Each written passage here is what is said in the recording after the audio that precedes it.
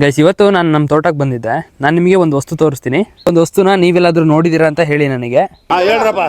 Guys ನೋಡಿ, ಇದೇ ಆ ವಸ್ತು. ಸೊ ಇದನ್ನು ನೀವೆಲ್ಲ ಎಲ್ಲಿ ನೋಡಿರ್ತೀರಾ ಗೊತ್ತಾ? ಟಿ ವಿಲೆಲ್ಲ ನೋಡಿರ್ತೀರಾ ಆ್ಯಂಡ್ ರೀಲ್ಸಲ್ಲಿ ನೋಡಿರ್ತೀರಾ.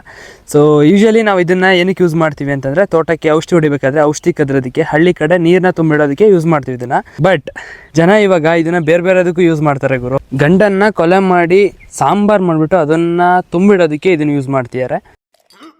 ನಿಜವಾಗ್ಲೂ ನಮ್ಮ ಹುಡುಗರ ಜೀವಕ್ಕೆ ಬೆಲೆನೇ ಇಲ್ಲ ಗುರು. ಮೊದಲೆಲ್ಲ ಆಗಿದ್ದರೆ ವರದಕ್ಷಿಣೆ ಅದು ಇದು ಅಂತ ಹುಡುಗಿರು ಮದುವೆ ಆಗೋದಕ್ಕೆ ಭಯ ಪಡ್ತಿದ್ರು. ಇವಾಗ ಹುಡುಗರು ಮದುವೆ ಆಗೋಕ್ಕೆ ಭಯ ಪಡೋ ಹಾಗಾಗಿದೆ. ಇಲ್ಲೊಂದು ಸಮಸ್ಯೆ ಖಂಡಿತ ಇದೆ.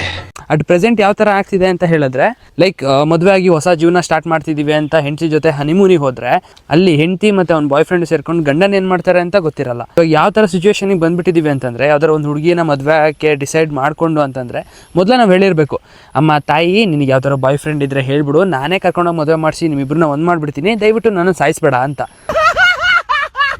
ಆ ಥರ ಒಂದು ಸಿಚುವೇಶನಿಗೆ ಬಂದು ನಿಂತಿದ್ದೀವಿ. ನನಗೆ ಗೊತ್ತಿರಂಗೆ ಇವಾಗ ಎಲ್ಲ ಹುಡುಗರಿಗೂ ಮದುವೆ ಮೇಲೆ ಭಯ ಸ್ಟಾರ್ಟ್ ಆಗಿರುತ್ತೆ. ಆ ಭಯ ನನಗೂ ಸ್ಟಾರ್ಟ್ ಆಗಿದೆ. ಸಾಯೋದಕ್ಕೆ ಯಾರಿಗೆ ಗುರು ಇಷ್ಟ, ಮತ್ತೆ ಅದು ಪೀಸ್ ಪೀಸ್ ಮಾಡಿಸ್ಕೊಂಡು ಸಾಂಬಾರು ಆಗೋದಕ್ಕೆ ಯಾರಿಗೆ ತಾನೇ ಇಷ್ಟ ಇರುತ್ತೆ.